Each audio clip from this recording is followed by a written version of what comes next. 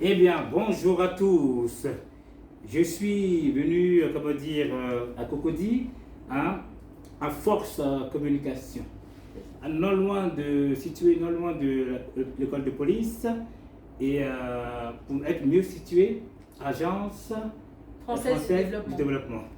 Eh bien, Siméa, comme vous le voyez vous-même, hein, était bel et bien à Paris il n'y a pas longtemps. Donc, il y aura bientôt deuxième édition qui sera les 10, 11 et 12 avril 2026 à Paris, France, hein, de 9h à 19h. Eh bien, bonjour Madame Fatima. Bonjour. Comment allez-vous? Ça va très bien, Maï. Et déjà, hein, à peine j'ai ouvert la porte, Madame Fatima Fakri m'a offert Aquaba. En Côte d'Ivoire, on dit Aquaba, le bienvenu. Ok? En tout cas, je vous remercie pour cela. Alors, aujourd'hui, nous venons pour faire une présentation, hein, comme on dit, hein, Force et Communication, qui veut dire édition, agenda, conception, événement, gadget publicitaire, PLV signalétique, communication, showroom scolaire. Avant de commencer, madame, que signifie showroom scolaire? Le showroom scolaire, c'est une salle d'exposition dans laquelle on expose des agendas, des livres, des cahiers de dessin, des cahiers d'écriture pour la période scolaire, tous les ans. D'accord. Alors, voyez-vous, cette dame, elle s'exprime comme sa beauté. Voyez-vous, elle est aussi lumineuse.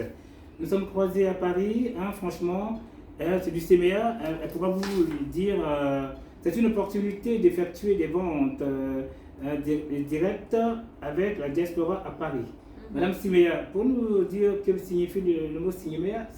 Oui, bien sûr. Le CIMEA, c'est le Salon de l'investissement, de l'immobilier et des énergies pour l'Afrique. Donc, c'est un salon qui rassemble sur 3 jours, dans un même lieu à Paris, plusieurs pays africains qui viennent présenter les terrains, les appartements, les promotions immobilières, etc. à la diaspora africaine résidente à Paris. Voilà. Alors, quelle a été cette motivation d'avoir créé cette belle... Ce cadre? Oui. Ben, c'est nécessaire en fait parce que je trouve que l'Afrique ne peut pas se développer sans la contribution de sa diaspora. Et une grande partie de l'Afrique se retrouve aujourd'hui dans des pays européens, particulièrement à Paris, en France. Donc ce salon vient répondre à la demande de la diaspora qui souhaite par moment soit investir dans leur pays d'origine ou sinon préparer leur retour au pays. D'accord. En tout cas, franchement, c'est touchant. En tout cas, vous êtes une brave dame, hein. Franchement, ça fait plaisir. Alors, je vois ce bouquin aussi. Oui. Voilà, diplomate. Hein. Oui. Alors, c'est un magazine, voilà, Diplomatie, c'est le magazine du ministère des Affaires étrangères.